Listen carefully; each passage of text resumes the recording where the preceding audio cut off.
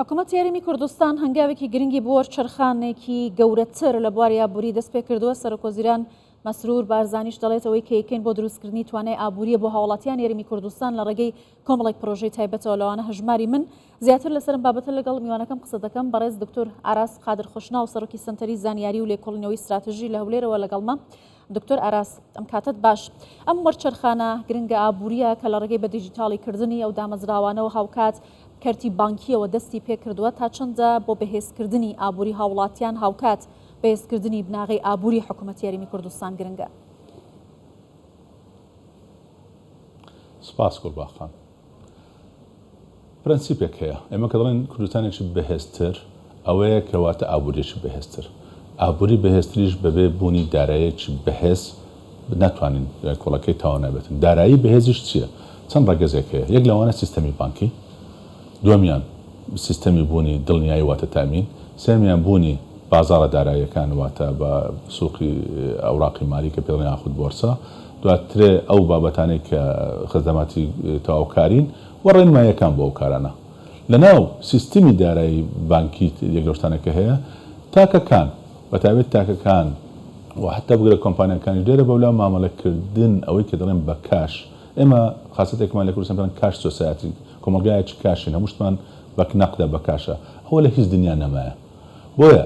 ئەتوو کە دەی ئێستا کە هەنگاوێک دێنەی لەسەر ئەو ڕێ دروستە تەمان لە هەموو ڕوانەی باسم کرد وارانەی باسم کرد حکوومەت هێرێمی کوردستان خەریکە کار دەکاتن بۆ ئەوەی ئەو بنەمایانەی داراییەکان دواتر ئابووریەکان ڕێک خاتن. یەک لەوانەیەکی ئێستا هەیە بەشێکی زۆری داهاتی هەرێمی کوردستان ئەوەی کە هەیە دەچێت بۆ موچە یاخود بە شارە زۆری بۆ موچەیە. موچەش کە ئێستا بە ئەلکترواخت دەخرێتە سەر حساب و ئەوەی ئەژماری منە و ئەوەی لە بەغدا پێی دەگوترێت تەوتین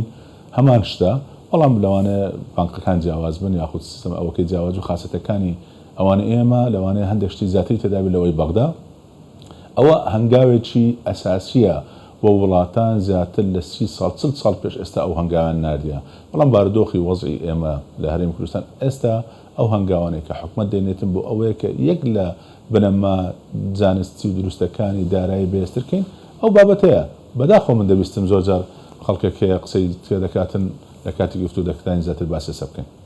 باشە دکتۆر ئاراس، ئەوەی کە ئێستا کاری پێ دەکرێت بە پێشخستنی کەرتی بانکی و سیستمی بانکی لە ڕێگەی پرۆژەی هەژماری منە بۆ هاوڵاتیان یاریمی کوردستان ئەو دڵنیاییش دراوە کە پرۆژەکە وەکو خۆی جێبەجێ دەکرێت. ئەکرێت باس لە وردەکاریەکان و هەروەها ئەو لایەنانە بکەن کە هاوڵاتیان بۆ دڵنیابوونی زیاتر پێویستیانە. بەڕێزێتی کێکلۆ کەسانی کە لە بەرنامەی پێشوو کە بەیەکەوە قسەمانە کرد کارتی هەژماری منت لەلا بوو و باست لە تایبەتمەندیەکانی کرد. بەڵێ ڕاستە گوڵباخانە، من باسم کرد ئێستا مە واقعەکە کە دەڵێن ئێمە کۆمەلگایەکی کاشین وەختی نەختینەین چییە؟ لای ئێمە بەڕاستی بەگشتی ڕۆشنبیری بانکی و دارایی زۆر لاوازە. دومیان متمانەکردن بە موسساتی مالی بەداخەوە لە ڕابردوودا هەندێک بارودۆخ ڕوویدایە بە عام متمانە لاوازە. سێمیان ئەو خزمەتگوزارانی بەشێکی زۆر لە بانکەکانیش بەشتە پێشکەشان کردی وەک پێویست نەبووە. ئەو خەڵانە هەیە، ئەو واقعە هەیە، حکوومەتیش ئەو شتە باش دەزانێتن. بۆ ئەوەی ئێمە ئەو کارەکە دروستە دەبێت بیکەی لە هەمان کاتدا کار لەسەر هەموو لایەک دەکرێتن. ئێمە لە پێشەمویان بەرزکردنەوەی ئاستی ڕۆشنبیری خەڵک لە بابەتی مامەڵەکردن لەگەڵ موسساتی دارایی وەتای بانکەکان، بەڵام متمانەدانیش بە خەڵک کە من ئەو پارەم لە بانقە واتە ئەو پارە لەبڕی ئەوەی لە جیرفانم بێتن معڕەزە بۆ سووتان، بۆ دزین، بۆ تەلەف، بۆ کۆمەڵک بابەتی ترکە هەیە. نا لە شوێنێکی ئەمین هەر کاتێک چەندم پێویست ئەوەندە سەحب دەکەم. دومیشان من تو باس ئەوەت کرد کە کارتەکە و بەکارێنە من هەر بەڕاستی بە کتێز بەکاریشم هێنا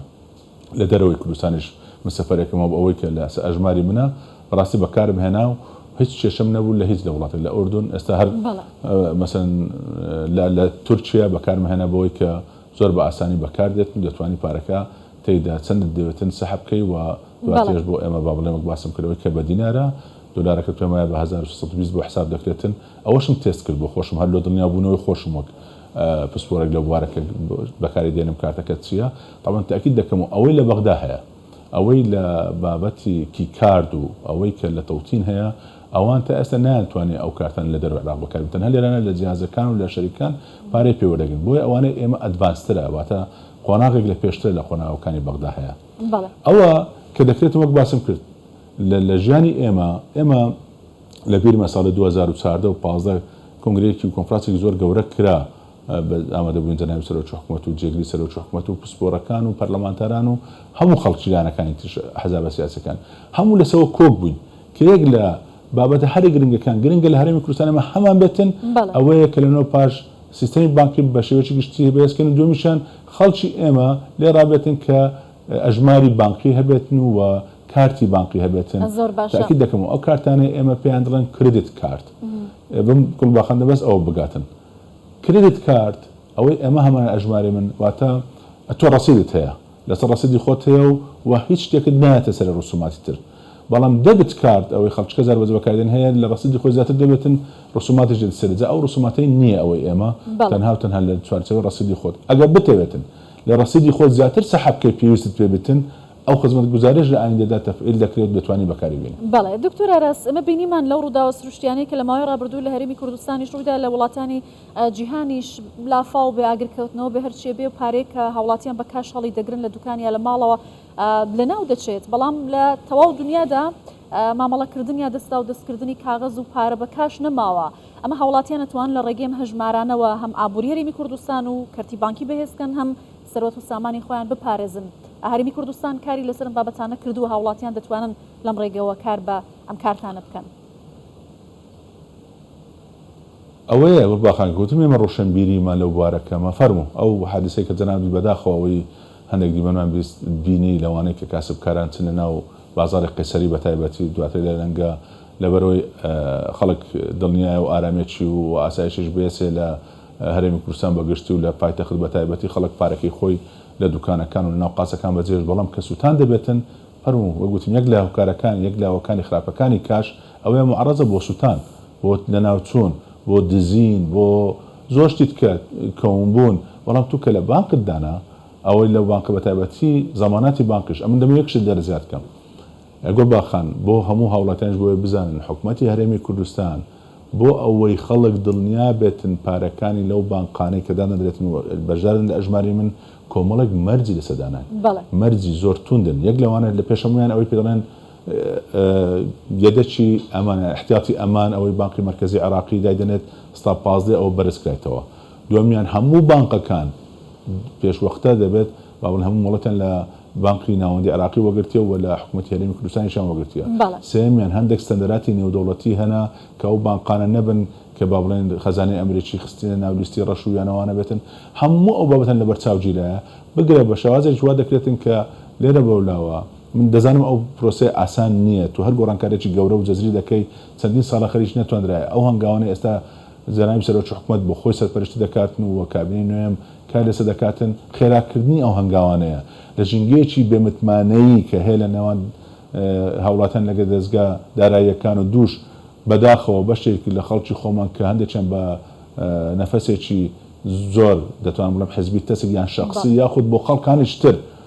قسە دەکەن ئاژ لە ئاوی خەڵکیەکە دەکەن یان ئاو لە ئاچی خەڵکیەکە دەکەن ئەوانە بەمەرانەوێت خاوەنی ئابووری و پارێزەری ئابووری سەر بەخۆی خۆی بێ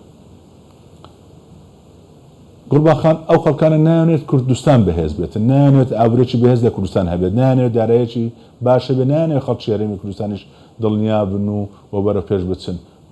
قسەکە وازەها ئەو بیانەوەی کە دەشی هەنەوە من پێتان دەڵم وەک مامۆستایەکی پسپۆر لە کارگێری دارایی کە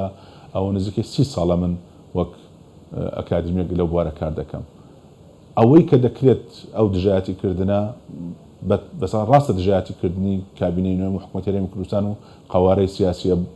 هەرێمی کوردستان بە شێوازەکەم بەڵام بەڕاستە و خۆ دژایەتیکردنی خەڵکی هەرێمی کوردستانە و دژایەتیکردنی ئابووری و دارایەکی بەهێزی هەرێمی کوردستانە جا بە هەر بیانێک بکەن ئەو لەلایەکی تر ئەو هەنگاوانێکی ئێستا حکوومەت دەیکاتن من دڵنیام ئەوانە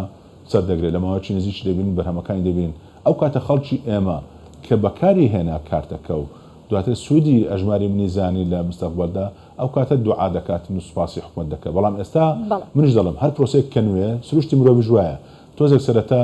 دەترسێت لە گۆڕانکاری ئایا کو دەبێت چۆن دەبێتن لەوانەیە لە بیدایەتە تۆزێک ئەگەر وەک پێویست نەبێ خۆت لە قۆناغی یەکەم و دۆم تۆزێک خەلەلی کچکەی ئەگەر تێدابێتن دڵنیا بن کە زۆر بە ئاسانی چارەسەر دەکرێت و تەجاوز دەکرێت بەڵام ئەوەی بوونی ئەژماری من و خەڵکی ئێمە بەرەو ئەوە بچێت کە